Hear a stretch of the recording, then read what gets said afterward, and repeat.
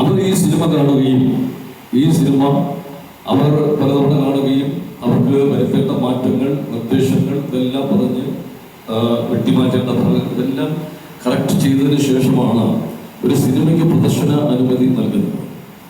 അങ്ങനെ അവരുടെ ആ സംവിധാനം പ്രദർശന അനുമതി നൽകി ഇവിടെ പ്രദർശിപ്പിച്ചുകൊണ്ടിരിക്കുന്ന ഒരു സിനിമ അത് പിന്നീട് വീണ്ടും ഒന്നുകൂടി സെൻസർ ചെയ്യണം എന്ന ഒരു അവസ്ഥയിലേക്ക് വരികയാണ്.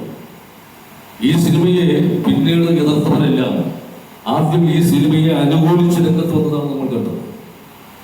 പിന്നീട് ആരും ആവശ്യപ്പെട്ടതായിട്ടൊന്നും പറയുന്നില്ല, ഔദ്യോഗികമായിട്ട് ആരും ഇത് സെൻസർ ചെയ്യണമെന്നൊന്നും ആവശ്യപ്പെട്ടില്ല. പക്ഷേ അങ്ങനെ സെൻസർ ചെയ്യേണ്ട ഒരു അവസ്ഥ അത് ഈ സമൂഹത്തിൽ സൃഷ്ടിക്കാൻ അവർക്ക് കഴിഞ്ഞു. അവരത് വീണ്ടും റീഎഡിറ്റ് ചെയ്തു എന്നൊക്കെ പറയുന്ന ഒരു കാര്യമുണ്ട്. ഇവിടെ ഒരു മാഷ് സൂചിപ്പിച്ചതുപോലെ ഒരു ഫാസിസ്റ്റ് ഭരണകൂടം നിലനിൽക്കുന്ന ഒരു രാജ്യത്ത് എങ്ങനെയാണ് ഒരു ആവിഷ്കാര സ്വാതന്ത്ര്യത്തിന് അവസ്ഥ ഉണ്ടാകുന്നത്?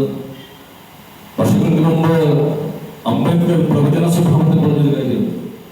നമ്മുടെ ജനാധിപത്യത്തിന് ഭാവിയിൽ സംഭവിക്കാൻ പോകുന്ന ഏറ്റവും വലിയ അപകടം എന്ന് പറയുന്നത് അത് ഈ പൊളിറ്റിക്കൽ മെജോറിറ്റി എന്നുള്ളത് മാറിയിട്ട് അത് കമ്മ്യൂണൽ മെജോറിറ്റി ആയിട്ട് മാറും. പൊളിറ്റിക്കൽ മെജോറിറ്റി എന്ന് പറയുമ്പോൾ ആശയങ്ങളും രാഷ്ട്രീയവും ഇങ്ങനെ ഇടയ്ക്കിടയ്ക്ക് മാറി വരും. പുതിയ പുതിയ ചില പ്രസ്ഥാനങ്ങളോ ഭരണകൂടങ്ങളൊക്കെ സ്ഥാപിക്കും, അധികാരം അവർ സ്ഥാപിക്കും. അതൊരു ശാശ്വതമായ ഒന്നല്ല. പക്ഷെ ഒരു കമ്മ്യൂണൽ മെജോറിറ്റി എന്ന് പറയുമ്പോൾ അത് ആ ഒരു ഭൂരിപക്ഷം സൃഷ്ടിക്കപ്പെടുന്നത് ജാതിയുടെ, മതത്തിന്റെ, വർഗീയതയുടെ ഒക്കെ, വിശ്വാസത്തിന്റെ ഒക്കെ ആ ഒരു വികാരങ്ങളുടെ വൈകാരികമായ ഒരു അടിത്തറയിലായിരിക്കും അത് ഉണ്ടാവുക. അവരുടെ ഭരണകൂടം സ്ഥാപിക്കും, അധികാരമുണ്ടാകും. ആ വികാരങ്ങൾ അത് സ്ഥായിയായിട്ട് നിലനിൽക്കും. അത് ഇടയ്ക്കിടയ്ക്ക് ആ ഭൂരിപക്ഷം നിലനിർത്താൻ വേണ്ടിയിട്ട് ആ വികാരം ഒന്ന് ഇടയ്ക്കിടയ്ക്ക് ആളെ കത്തിച്ചു കൊടുക്കാൻ ചില പൊടിക്കൈകൾ അവർ പ്രവർത്തിക്കും. അതാണ് ഫാസിസത്തിന്റെ ഒരു വലിയ തന്ത്രം. ഇത് എത്രയോ മുമ്പ് അംബേദ്കർ പറഞ്ഞതാണ്. നമ്മുടെ രാജ്യം എന്നത് കൃത്യമായി കാണുന്നു. നോക്കൂ, ഈ രാജ്യത്തെ യാത്രയാണ് നടക്കുന്ന ഒരുപാട് സംഭവങ്ങൾ, അതെല്ലാം ഒരു വികാരമാളി കത്തിക്കലാണ്. അതിന് ഇത്തരം അജണ്ടകളുടെ അടിസ്ഥാനത്തിൽ തന്നെയാണ് ഇവിടെ പ്രവർത്തിച്ചുകൊണ്ടിരിക്കുന്നത്. അവരൊരിക്കലും ഒരു കലാകാരന്റെ, എഴുത്തുകാരന്റെ ആവിഷ്കാര സ്വാതന്ത്ര്യം അംഗീകരിച്ചു കൊടുക്കില്ല.